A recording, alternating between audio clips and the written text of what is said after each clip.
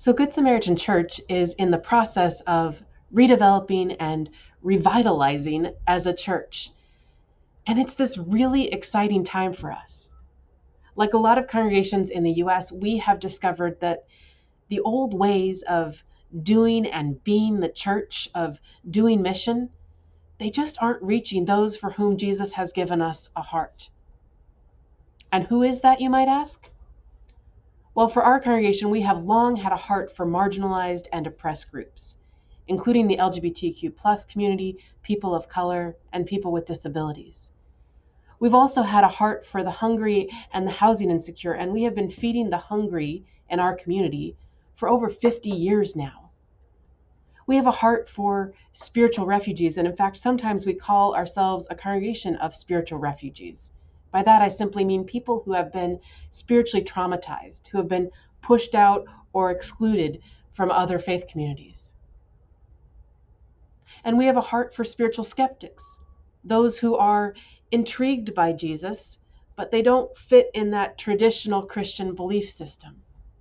And we have a heart for spiritual nuns, those who haven't had any formal exposure to religion, but they're searching for something deeper. Finally, and this one's really important for what we're about to talk about, we have a heart for the lonely and the isolated, those who need a family of choice, a community in which to experience belonging and affirmation and their God-given belovedness through relationships with real people. And for many of us, Good Samaritan Church has been that in our lives. But here's the thing. We've realized in recent years that our way of doing church and ministry, it just wasn't holistically reaching all those people in our community. Some of these groups have a lot of hesitation, or they're emotionally triggered, and rightfully so, about crossing the threshold of traditional church buildings. Some are coming to traditional church worship and they're going home just as lonely and isolated and hungry as before. Some aren't looking to be told what to believe from the pulpit, but are simply wanting a community in which to explore the deeper meaning of life and practice the way of love. And frankly, traditional mission ministries, even like our food pantry, they're set up with this us serving them mentality, this savior mentality, that frankly doesn't always fully satisfy or transform or build community for either the volunteers or the guests. So we've begun to reimagine what church and ministry could look like for us. We've kicked down the walls and the boxes that say, this is what church should be, what it has to be. And we've asked ourselves instead, what could it look like for us to use our own unique gifts as a congregation and create this epicenter of beloved community in Pinellas County? And we said, well, we are good at feeding people, tangibly, physically feeding people. We are known for our warm hospitality and our genuine, authentic, unconditional love. We have a bold, progressive voice of faith. And for almost 9 years now, we have been experimenting with and developing a really meaningful, interactive way of worshiping that involves gathering around tables and sharing a meal together. So a vision, a direction, it began to emerge for us. And actually, it's taken us all the way back to the beginning, back to the first century, when Jesus' first followers gathered around unhurried, lively meals. You know, there's just something about food and unhurried time and radically hospitable spaces that builds community in a way little else does. And we discovered in some of our research about loneliness that over 50% of Americans eat all of their meals alone, all of them.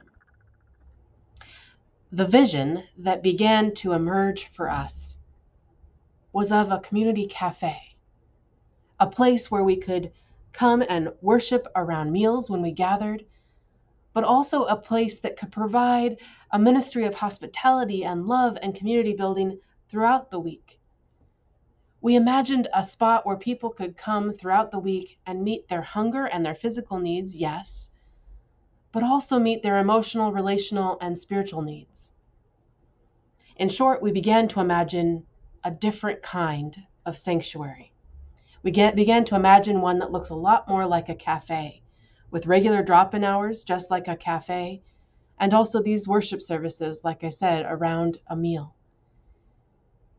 The vision that has emerged for us is of a radically hospitable, inclusive, loving space where hunger for food, belonging, community, refuge, justice, and divine connection can all be met all at once, all in the same space. It's a big, audacious vision and goal, and that's where you come in. We are still dreaming and praying and fleshing out exactly what this might look like. And we invite you, the members of Good Samaritan Church and the members of the wider community, to help us flesh out this vision. So let me tell you a little bit about what we are imagining, at least what we're imagining so far, though none of this is set in stone. And let me start with the space. We are imagining a climate-controlled, beautiful, light-filled, comfortable space with windows where you can look in and see what's happening inside before you even enter. And we are imagining on the outside walls a mural painted, kind of like the murals in St. Pete. Something that would let people know right away in a visual way that the marginalized are welcomed here. We're talking about something like Black Jesus in dreads and drag makeup holding out the communion bread. Inside, we envision there will be tables and chairs in the room, charging stations for devices, a sofa or some comfy chairs in the corner for resting and reading. There may even be some workstations for remote workers, a laundry machine or shower, some hammocks outside for resting in the breeze. And what about the food? This has actually been a question of intense interest. And it started to come into clarity when we remembered the story of Jesus feeding all those crowds of people, not having enough food to go around, and then collecting baskets of leftovers. We started to ask, what if we cooked up such an abundance of food for our times of worship that we would have leftovers to share during drop-in hours at the cafe all week long? What if supermarkets and bakeries and local restaurants gave us their day-olds and their leftovers as well? And we started to imagine a self-serve beverage station with free coffee and tea and lemonade, ice water, something like that. Glassdoor refrigerators with plates of leftover food from worship or local restaurants and a microwave where they could be heated for a free warm meal. We imagined shelves of fresh baked muffins and day-old pastries that you could help yourself to, and a take what you need section with canned food, day-old bread, maybe some toiletries, t-shirts, and shoes. But we also, of course, want this to be about much more than just physical needs. We also want it to be about meeting each individual's needs for community. And so we imagined shelves with books and games that you could play or read. And we imagined that the experience when you walked into the cafe was that you would be greeted by hosts with warm, friendly smiles, that they would show you around, they would offer to eat with you or talk with you or play a game with you. We imagined that they would tell you that at Beloved Community Cafe, no one eats alone unless they want to. And we imagined that they would be loving and hospitable no matter who you are or where you are on life's journey, that they wouldn't be pushy and they wouldn't proselytize. They would simply love on you, and if you ask, they would be happy to tell you about the faith that inspires them. Outside of those cafe drop-in hours, we imagined community building events being able to be held in this space. Things in the evenings and on the weekends, community forums and advocacy trainings and book talks and drag queen story hour or yoga or small concerts or art classes, social events, really whatever you can imagine. And that brings me to worship. We started imagining brunch church on Sunday mornings, perhaps dinner church on Wednesday evenings. Now, if you are a regular at Good Samaritan, you already know what worship around a meal looks like. We've been experimenting with meal-based worship for over 8 years now. But if not, let me tell you about it. It involves all the normal parts of worship, singing together, praying together, and making meaning together of sacred stories. But it also involves a meal and rich, deep conversation with our table mates. We aren't all facing forward in rows as if watching a show. We're facing in toward each other. And it's built on this idea that each of us is the imago Dei. Each of us is a reflection of the divine. And that if we want to draw near to God, we have to draw near to each other. It's also built on this idea that if you follow the way of love, you have to practice it. As the saying goes, practice makes perfect. Well, eating together with a diversity of strangers who may be very different from us gives us an opportunity to practice community, to practice love. Not just after worship in some fellowship time or community service or advocacy program, but right there in the middle of worship. As we sit at table, we have to be patient. We have to be tolerant with each other. We have to listen and push through awkwardness to find connection. We have to share our lives vulnerably and make sacred space for others to share their lives vulnerably with us.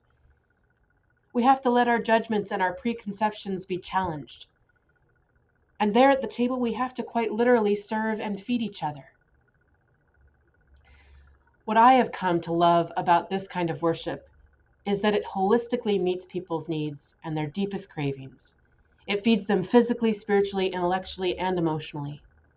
You come away from worship with a full belly, yes, but also with community and connection, also with a mind that has been challenged to wonder and learn and grow, and a spirit that has been caught up in some transcendent moments of connection to the divine. You can probably imagine who will be drawn to this kind of cafe, either during the midweek drop-in hours or for worship or for special events. This is a kind of church and a kind of hospitality space that we know won't appeal to all people, but it will appeal to a lot of people who really need it. As we continue to explore this vision, as we put more and more flesh on it, we hope that you will dream with us and pray with us and help us take that big leap of faith into the future that God has in store for us, the future God has in store for Good Samaritan Church.